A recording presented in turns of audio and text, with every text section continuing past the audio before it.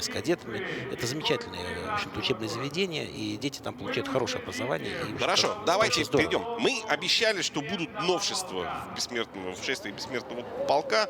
Одно из новшеств мы увидели, это журавлиный клин.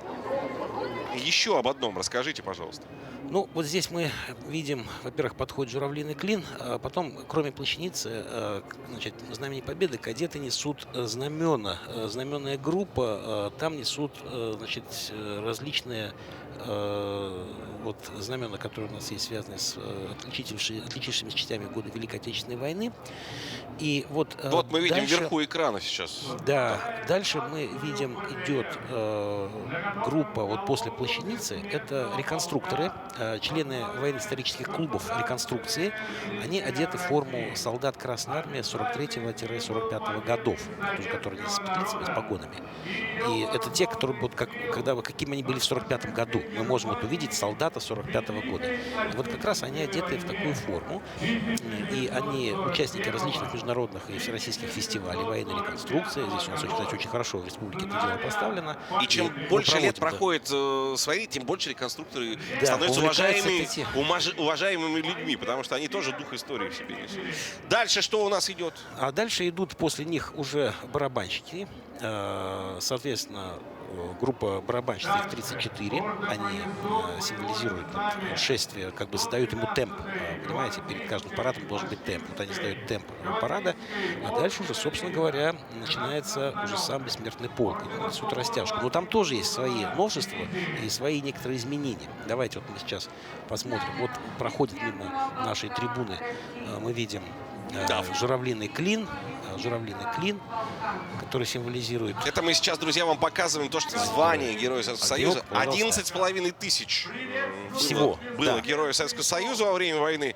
Присвоено такое высокое звание. И вот 278 воинов из Башкортостана. Вот Знамя Победы как раз сняли теперь уже с БТР, который был на параде, и сейчас его несут на трибуну. Почему? Потому что бессмертный полк будет проходить мимо этого знамени, понимаете? Знамя будет принимать. Да, знамя будет принимать. Вот у нас этот парад принимает не генерал, не кто-то, а само не какой-то Победы. Даже самый большой чиновник, не какой-то заслуженный человек, а Знамя Победы. И вот мысль всего этого бессмертного полка в том, что в строю вместе с детьми и внуками и идут наши ветераны.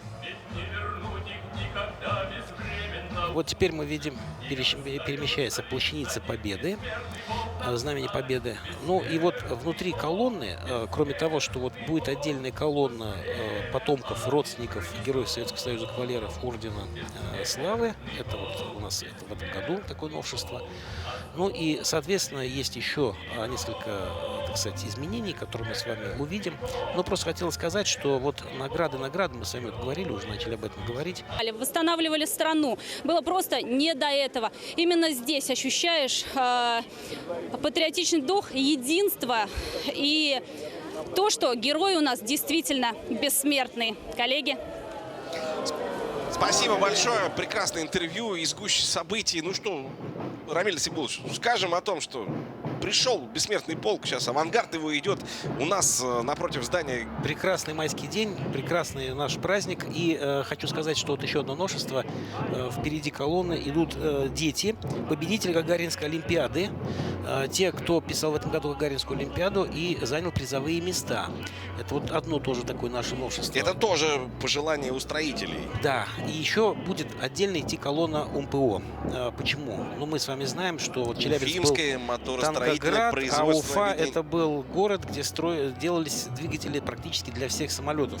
Но известно, что каждый третий самолет летал на двигателе, который был собран в Уфе. Это 51 тысяча вообще двигателей было создано для нашей авиации. Невероятная цифра. И, конечно же, вклад УМПО, его рабочих, инженеров, всех сотрудников, он, конечно, в победу вообще неоценим. И разумеется, сегодня будет еще отдельная колонна УМПО. Сегодня отдельная колонна. Ну, конечно, мы должны сказать спасибо всем тем, кто в те годы работал в тылу, потому что, ну, как вы понимаете, победа-то на самом деле куется.